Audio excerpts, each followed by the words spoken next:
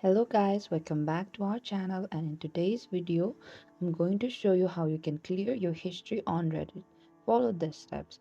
First, launch your Reddit app and you can log into your Reddit account if you have not logged in yet. And on the top right corner there's my profile. Simply tap on that, and from the drop down menu you have to select the history to view your browsing history. In my history page, there is not any post or comments viewed, but if it's in yours, but on the history page, you will see a list of your recently viewed posts and comments. And to clear this history, you have to click on the clear history button, which is usually located near the top right corner. The three dot icon, tap on that, and we could see there's a clear history option. Select that option, and after that you can successfully clear your history on Reddit.